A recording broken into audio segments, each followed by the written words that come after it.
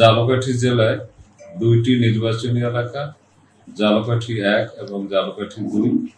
এই দুইটি নির্বাচনী এলাকায় বাংলাদেশ জাতীয়তাবাদী দল বিএনপির একটি ঘাঁটি হিসেবে পরিচিত এবং যতগুলো এ পর্যন্ত স্বাধীনতা পরবর্তী অংশগ্রহণমূলক নির্বাচন হয়েছে, প্রতিটি নির্বাচনে বাংলাদেশ জাতীয়তাবাদী দল বিএনপি বিপুল ভোটের ব্যবধানে বিজয় লাভ করেছে। আর সারা বাংলাদেশে বিগত 17টি বছরে যেভাবে বাংলাদেশের গণতন্ত্রকে অবরুদ্ধ করে রাখা হয়েছিল, নির্বাচনকে নির্বাসনে পাঠিয়ে দেওয়া হয়েছিল, কোনো নির্বাচন হয় না, দিনের ভোট রাতে হয়েছে এবং সমস্ত ভোটের কারচুপি হয়েছে। সেইবার যতগুলো ভাবে কারচুপি নির্বাচন হয়েছে, সেই নির্বাচনে কিছু নির্বাচনে আছে বিএনপি অংশগ্রহণ করে না এবং যে ভোট দিনেরটা রাতে হয়েছে সেখানে ফলাফলের বিষয়টা ভিন্ন। যে বিগত 17টি বছর সারা বাংলাদেশের মধ্যে ঝালকাঠি ছিল যে স্বৈরাচারের স্বর্গরাজ্য, যে স্বৈরাচারের দোসর, যে বাংলাদেশে যতগুলো স্বৈরাচার দোসর ছিল তার মধ্যে ঝালকাঠিতে একদিকে ছিল আমির হোসেন আমু, অন্যদিকে শাহজাহান ওমর যখন স্বৈরাচারের দোসরদের সাথে একত্রতা ঘোষণা করেছে তখন ঝালকাঠির রাজনীতি অনেকটা কঠিন হয়ে গিয়েছিল। যে অতি উৎসাহী প্রশাসন যা আমাদের অসংখ্য নেতাকর্মীর বিরুদ্ধে মিথ্যা গায়েবী মোকদ্দমা দায়ের করেছে, আমাদের নেতাকর্মীদেরকে তার পুলিশ লীগ এবং আওয়ামী লীগের যারা দোসর তারা প্রকাশ্যে রাজপথে আমাদের উপরে হামলা করেছে, মামলা করেছে। তারপরও আমরা ঝালকাঠিতে যারা বিএনপির নেতৃত্ব দিয়েছি তারা এবং শহীদের আদর্শের সৈনিকেরা আমরা জীবনের ঝুঁকি নিয়ে আন্দোলন করেছি, সংগ্রাম করেছি। আর একথা সত্য, ইতিপূর্বে ঝালকাঠি থেকে যারা এমপি হয়েছেন, মন্ত্রী হয়েছেন কিংবা সংসদ সদস্য পদে প্রতিদ্বন্দ্বিতা করেছেন, এই দলের দুঃসময় আমরা কিন্তু কাউকেই রাজপথে পাইনি। আমরা দলের ত্যাগী নেতাকর্মীদেরকে, তৃণমূলের যারা নেতাকর্মী তাদেরকে সাথে নিয়ে আমরা স্বৈরাচার বিরোধী আন্দোলন করেছি, সংগ্রাম করেছি।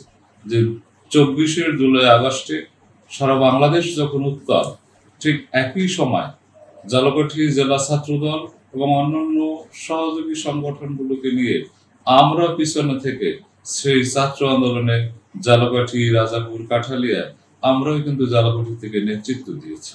এবং সারা বাংলাদেশে যখন মুক্ত হয়েছে, যেমন 1971 সালে আমরা দাবি করি যে 16 ডিসেম্বর বাংলাদেশ থেকে সম্পূর্ণরূপে হানাদার মুক্ত হয়েছে, কিন্তু তারপরও বাংলাদেশের বিভিন্ন এলাকায় আগে ভাগে কিছু কিছু এলাকা স্বাধীন হয়েছে।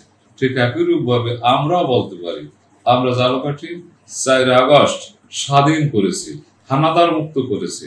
ঝালকাঠির স্বৈরাচারের দোসর আওয়ামী লীগদেরকে আমরা ঝালকাঠি থেকে উৎখাত করেছি। আমাদের জীবনের ঝুঁকি ছিল, কিন্তু দেশের বৃহত্তর স্বার্থে গণতন্ত্র পুনরুদ্ধারের জন্য আমরা জীবনের মায়ার দিকে তাকিয়েনি। জুলাই আগস্টের আন্দোলনে আমি অ্যাডভোকেট শাহাদাত হোসেন, ঝালকাঠি জেলা বিএনপির সদস্য সচিব, আমি কিন্তু 18 দিন নিজের ঘরে ঘুমাতে পারিনি। ঠিক একইরূপভাবে 28 অক্টোবর পরবর্তী ঝালকাঠিতে অত্যাচার হয়েছে, নির্যাতন হয়েছে। আমার এই বাড়িটি, 5তলা বাড়িটি 3 ঘন্টা ব্যাপী ভাঙচুর করা হয়েছে। আমি নিজের ঘরে আড়াই মাসের মধ্যে, একদিনের মধ্যে ঢুকতে পারিনি।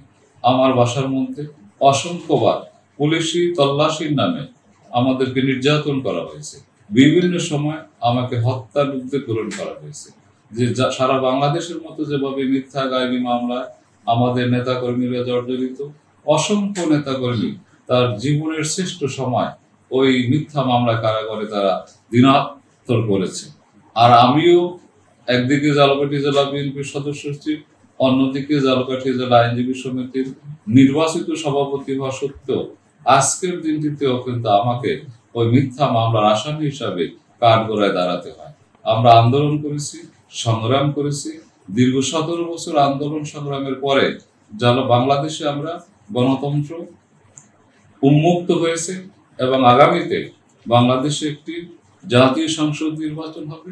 আমরা আশা করি আমাদের নেতাকর্মীরা মাঠে তৎপর, যে সারা বাংলাদেশের আমরা মনে করি আমাদের দলের নেতাকর্মীরা, আমাদের প্রিয় নেতা জনাব তারেক রহমানের যে 31 দফা ঘোষিত যে কর্মসূচি বা রাষ্ট্র গঠনের যে রূপরেখা দিয়েছেন, সেগুলো আমরা বাস্তবায়নের জন্য নিরলসভাবে ঝালকাঠি জেলা বিএনপি পরিবার, ইউনিয়ন, ওয়ার্ড পর্যায়ে আমরা নিরলসভাবে কাজ করে যাচ্ছি।